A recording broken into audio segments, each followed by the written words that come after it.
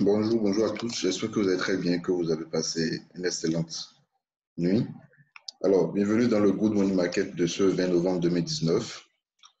Nous allons commencer avec le GBP USD. Le GBP USD qui s'inscrit dans ce range H4, d'accord, le range qui commence à partir d'ici. Donc, je crois que c'était depuis mi-octobre, d'accord. Nous avons la bonne inférieure, nous avons la bonne supérieure. Le prix évolue entre les deux. Alors, le support que j'ai tracé, support horizontal que j'ai tracé ici, c'est la zone d'équilibre, d'accord, qui a été tracée avec Ishimoku, c'est-à-dire le plat Kijun avec le plat SSP qu'on a tracé. Alors, cette zone d'équilibre ici, d'accord, est en train de repousser le prix. Nous avons tracé un support aussi H4 à partir de ce creux et de ce creux. D'accord, c'est vrai que ça a été cassé, mais il faudrait qu'on assiste également à la cassure de ce niveau pour entrer à la vente sur GBP USD et aller chercher la bonne inférieure du range.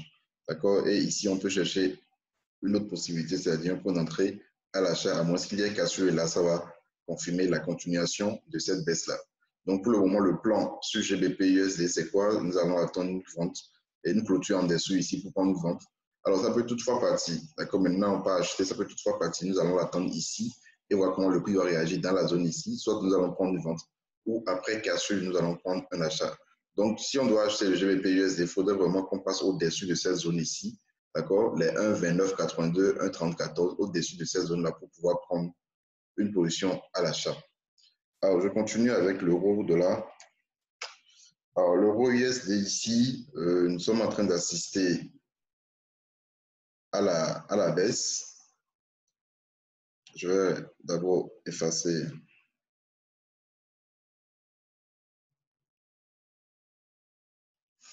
Voilà. Alors, l'euro USD, après comment appelle-t-on? Le double top que nous avons eu ici, cassure, accélération, là, nous avons eu un semblant de pullback. D'accord? Mais maintenant, si j'utilise les retracements de Fibo,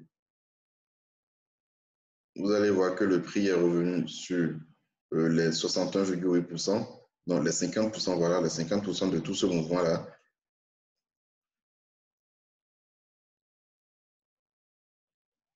D'accord? Les 50%, c'est ça ici. Et là, nous sommes en train d'assister à la baisse. Donc là, il est fort probable de prendre un rebond. D'accord? Après cette baisse-là, le mouvement a retracé de 50% de tout le mouvement de baisse. Donc là, nous pouvons chercher à prendre une vente. D'accord? Une vente avec un stop légèrement au-dessus. Alors, il faut quand même faire attention au 61,8% parce que le prix peut toutefois revenir ici avant d'accélérer à la baisse. Donc ici, on sera très prudent. C'est vrai, le ratio sera intéressant si nous devons prendre une vente ici. Je crois que le ratio sera très intéressant. Maintenant, pas prudence. D'accord? Pas prudence. Vous voyez, on a un support ici parce que là, le prix est dans la zone. D'accord? Le prix est dans la zone de support résistance. Il serait quand même prudent d'attendre une clôture en dessous. D'accord? D'attendre une clôture en dessous, j'irai en H1. Je vais avoir enlevé les fibos. Voilà.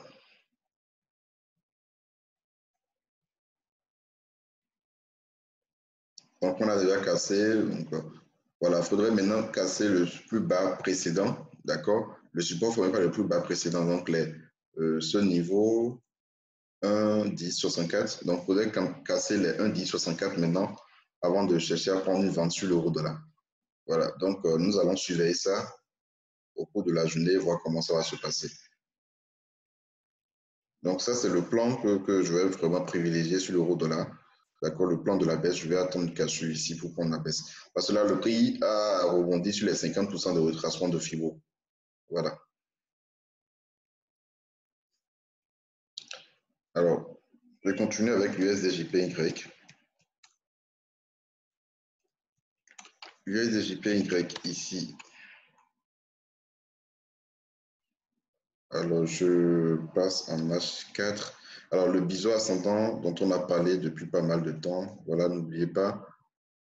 Ici également, nous avons eu un retracement. Alors, c'est hier soir que j'ai analysé ça, de ce mouvement. D'accord, les 61,8%. D'accord, donc après toute cette baisse, le prix a retracé. D'accord, donc c'est bon. C'est vrai qu'on a déjà assisté à une cassure, mais le prix a réintégré, reparti au niveau des 61,8%. Et puis depuis ce niveau, nous sommes en train d'assister à la baisse. Alors, je pense qu'il est possible de prendre la vente ici, mais si on doit regarder le plus bas précédent, ce niveau-là, alors, je crois qu'il serait mieux, d'accord, il serait mieux d'attendre carrément que ça casse. D'attendre que ça casse ici, ce niveau, d'accord, pour entrer dedans. Sinon, le point d'entrée idéal, c'était sur les 61,8%. Donc, il serait mieux d'attendre parce que là, le ratio n'est pas intéressant si on doit vendre ici actuellement. Donc, nous allons attendre, d'accord, et vous voyez également le prix est sur une résistance qui devient maintenant support, voilà. Donc, nous allons attendre que ça casse ce niveau, d'accord, les 108,24, 108,24 pour entrer à la vente, pour aller chercher ce niveau, les 107,86, ainsi de suite. Voilà. Donc, le biseau est toujours d'actualité. Donc, nous allons attendre la cassure du plus bas formé. Après, première cassure ici. Donc, et après, prendre une vente. Donc, ça, c'est le plan sur l'USDJP. Et je pense également que ce plan pourrait se déclencher. Alors, bon, c'est vrai qu'on n'a pas fait de revue hier, mais il y a le KCHF qui nous a donné une très bonne opportunité hier. Le KCHF. Voilà, KCHF. Le KTHF, après la cassure de ce support haussier, d'accord, et cassure de la ligne de cours de l'épaule tête-épaule, on a eu à tracer cette résistance baissière passant par les sommets ici. Voilà, je vais mieux ajuster. Et nous avons eu, voilà, un rebond. Nous avons eu un rebond hier, vous voyez exactement ici, le prix a rebondi sur la résistance baissière. Et si vous aviez raté ce rebond, vous avez également la possibilité de prendre la vente ici, d'accord, sur cette cassure ici. Donc là, c'est en train de partir. C'est un très bon plan, d'accord. Vous voyez, impulsion, correction, impulsion, correction. Et là également, si je dois mettre les fibos, vous allez voir, c'est probablement les 50% de retracement. Alors là, si vous n'avez pas pris la position, donc je pense qu'il serait préférable également, c'est un peu comme le plan sur l'USDJPY. D'accord, il serait préférable d'attendre la cassure de ce niveau pour rentrer dedans. D'accord, donc là, on voit quand même que la tendance, elle est bien baissière. D'accord, tendance en formation, elle est bien baissière. Donc, on risque d'assister également à une nouvelle phase d'impulsion baissière, comme ce que nous avons ici. Vous voyez, ça corrige et ça fait une impulsion et ça casse le plus bas précédent et ça accélère. Donc, nous allons attendre que ça casse ce niveau également. Je vais mettre, voilà, c'est une zone de support. Nous allons attendre que ça casse cette zone de support ici, d'accord, pour pouvoir rentrer à la vente sur le 4 CHF. D'accord, donc ça, c'est un très bon plan. Donc, je pense que vous devez surveiller ça. C'est vrai, moi, je suis déjà dedans, j'ai pris la vente depuis quelque part ici. Donc, il serait vraiment important d'attendre une clôture en dessous de la zone ici pour entrer dedans. Parce que là, le ratio, voilà, n'est pas aussi intéressant si vous devez rentrer en bas ici. C'est vrai aussi, la cassure, c'est en bas, mais bon, au moins, vous savez que, bon, il n'y a plus assez d'obstacles après ce niveau-là. Donc, nous allons attendre, d'accord? Vous devez attendre clôture en dessous de la zone. Les 0,11441, 0,11430. En dessous de 0,11430, là, on peut prendre une vente sur le 4 CHF. Donc, c'est très important. Voilà. Donc, nous avons fait Euro USD, GBP USD, 4 CHF, USDJPY. Il y a également Euro NZD. Voilà. Euro NZD également hier. Après la cassure que nous avons eue ici, d'accord, on a assisté à un pullback. Alors, il est également possible de tracer ça. Et vous allez voir que le prix est parti rebondir sur ça. Voilà. D'accord, là, nous avons eu un rebond. Vous voyez cassure, rebond. Là également, c'est une tendance baissière. C'est un peu comme le scénario sur 4 CHF. D'accord, et là également, point d'entrée à la vente. Voilà, point d'entrée à la vente. D'accord. Bon, je ne pense pas qu'il soit vraiment tard hein, pour entrer à la vente également ici. Maintenant, il faut voir, c'est le ratio le plus important en fait. Parce que si vous devez prendre une position, vous devez regarder là où votre profit sera placé, là où votre sort sera placé. Si le prochain TPO, ouais, c'est ce niveau, les 1,72,01, actuellement nous sommes à 1,72,48, donc 47 pips. Mais le stop, c'est juste en haut ici, 1,73,62. Donc plus de 100 pips. Donc, ce n'est pas du tout bon. C'est pas du tout bon. Voilà, donc peut-être en H1, on aura un sommet quelque part ici, bon, placer le stop. Mais bon, mais là, actuellement, c'est pas bon. Maintenant, on peut toutefois attendre la cassure de ce niveau pour aller chercher le creux que ça a formé ici, d'accord, avant d'espérer la continuation de la baisse.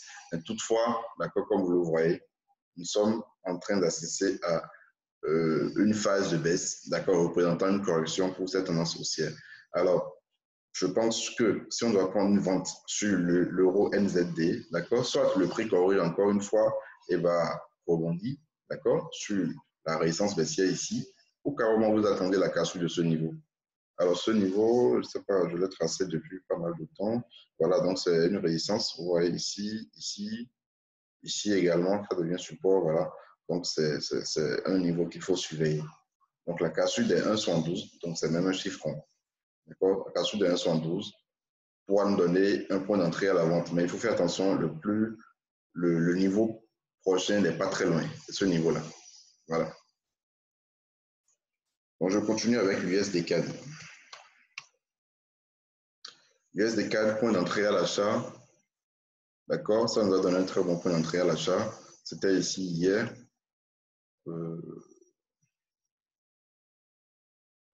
Voilà. Donc, vous voyez, impulsion, correction, paf. Là, vous avez une résistance baissière qui vient d'être cassée. Donc, ça continue. Vous voyez, donc ça continue. Donc là, c'est un point d'entrée à l'achat. On devait acheter depuis la clôture de cette bougie ici. Ça fait plus bas. Donc là, je ne pense pas qu'il soit encore tard. Hein. Voilà. Donc, vous voyez, impulsion, correction, impulsion, correction, impulsion. Nouvelle phase d'impulsion en cours. Donc, on peut toujours prendre le trait en marche et le take profit sera placé à ce niveau-là, la 1,3344. Voilà. Donc, l'USD-CAD également, c'est un très bon plan qu'il faut prendre. Là, c'est en cours, d'accord, on peut prendre ça. Donc, pour finir, je vais faire GBP AUD. Hier, GBP AUD a rebondi sur ce sommet. Voilà. Donc, c'était évident, d'accord, vous voyez cette résistance ici. C'était vraiment évident. Probable formation de double top, d'accord, probable, il y a dit probable formation de double top. Alors, ici, oui, on a ce support aussi qu'on peut tracer qui va, avec les deux sommets, former un triangle ascendant, d'accord. En H1, on aura un point d'entrée plus proche avec ce creux ici, d'accord, ça a cassé déjà.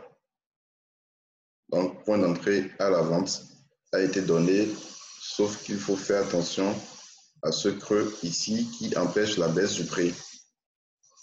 Voilà. Donc, GBP AUD, cassure, 26 cassure des 1,8911. D'accord, là, nous pourrons prendre une vente pour aller chercher la bonne inférieure du triangle ascendant que nous avons tracé en H4.